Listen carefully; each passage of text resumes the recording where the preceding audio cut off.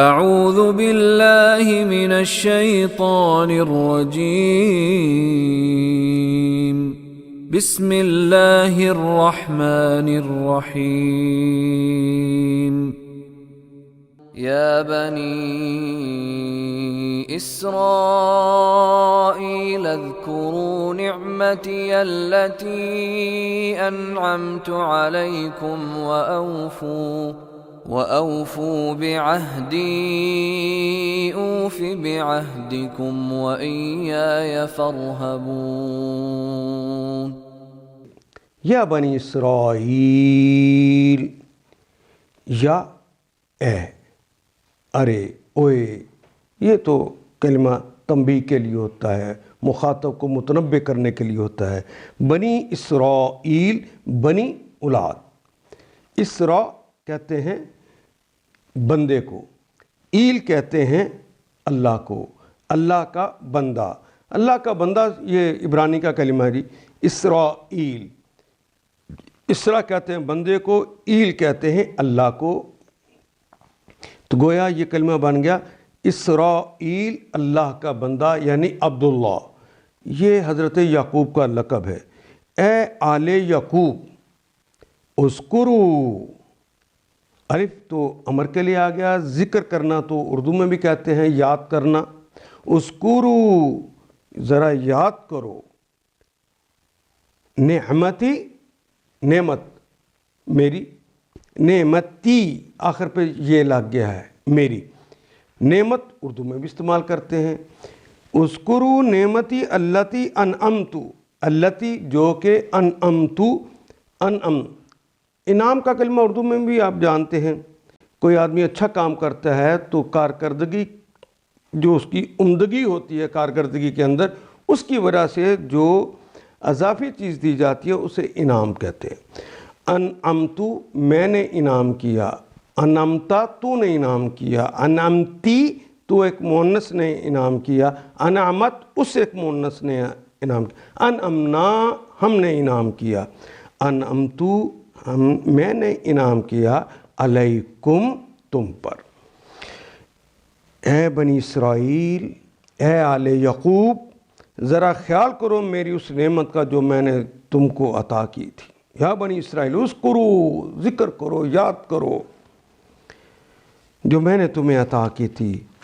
وَأَوْفُوا، واو کے معنی اور، واو الف تو امر کے لیے آ گیا، واو الف آخر پہ اوفو میں جمع کی علامت ہے، واو الف، واو نون، یا نون، یہ تو جمع کی علامتیں ہوتے ہیں۔ باقی کلمہ رہ گیا وفا، وفا کرنا، وفا یفی، ضربا یضرب اس کا وزن ہے، پورا کرنا، وفاءً کسی چیز کو، کسی کام کو، کسی عہد کو پورا کرنا۔ تو وہ اوفو تو تم سب پورا کرو، بعہدی، بے کے ساتھ، عہد کہتے ہیں وعدہ، اور عہدی جو میرے ساتھ وعدہ کیا ہے تم سب اس کو پورا کرو۔ اوفی، اور یہ الف جو لگا ہے یہ شروع میں تو مضارع کی علامت ہے، باقی تو وہ وفا کلمہ ہے، اور میں پورا کرتا ہوں یا کروں گا، بعہدی اپنے عہد کو، کم جو تمہارے ساتھ کیا ہے، تم اپنے عہد کو پورا کرو، میں اپنے عہد کو پورا کروں گا۔ وَإِيَّايَ فَارْهَبُونَ، وَأَوْفُوا بِعَہْدِی، میرے ساتھ تمہارا جو عہد تھا تم اسے پورا کرو۔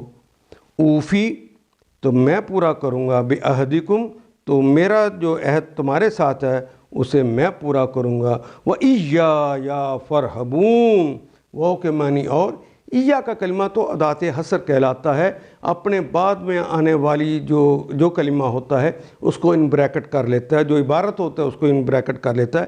یہاں پہ ایّا کے بعد، اس ادات حصر کے بعد یہ کلمہ یا لگا ہے، ایّا یا، پس مجھ سے پھر میرے علاوہ کسی سے نہیں، دوسروں سے کاٹ دیتا ہے۔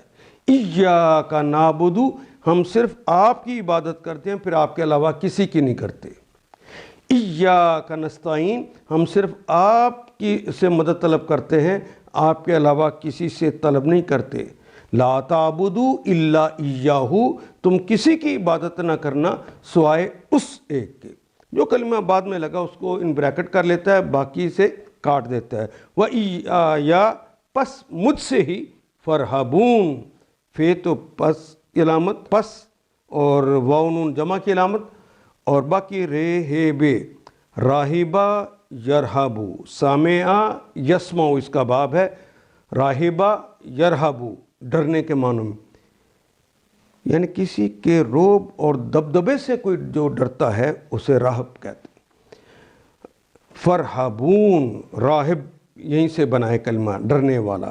فَإِيَّايَ فَارْحَبُونَ، پس مجھ سے ڈرو، پھر میرے علاوہ کسی سے نہ ڈرو۔